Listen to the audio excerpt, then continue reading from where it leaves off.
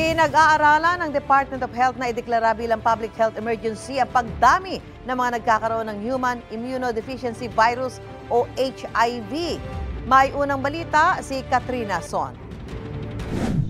20 anyos pa lang daw ang HIV community organizer na si Kael Mata nang magpositibo siya sa human immunodeficiency virus o HIV. Nakuha ko po yung HIV sa pakikipagtalik ng walang proteksyon.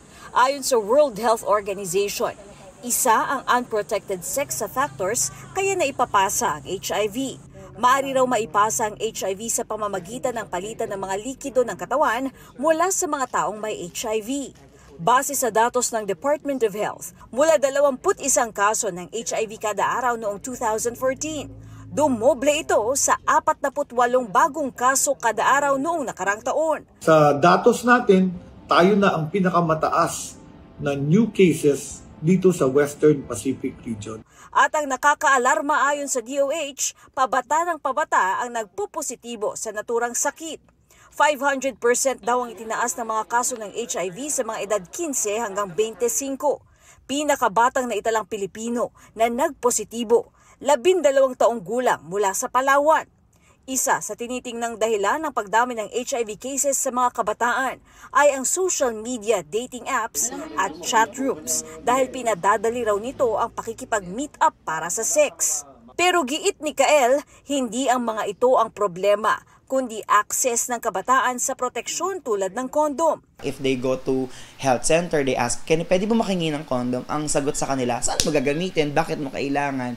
Dahil sa paglobo ng mga kaso, pinag-aaralan ng DOH na ideklarang public health emergency ang HIV. Maganda magkaroon tayo ng public health emergency, national emergency for HIV dahil magtutulong-tulong ang buong lipunan. Pag ito ay na-declare as a national emergency, I think mauobliga na yung mga LGUs na gumawa ng mas komprehensibong programa.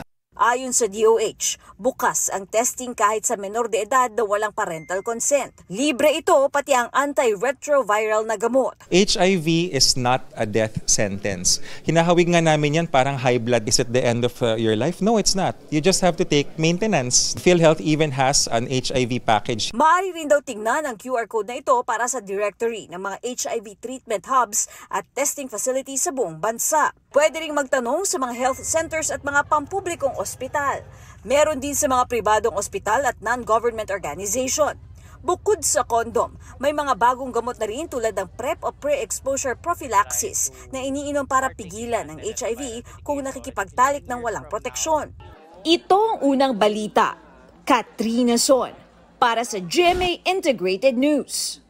Igan, mauna ka sa mga balita, mag-subscribe na sa GMA Integrated News sa YouTube para sa iba't ibang ulat sa ating bansa.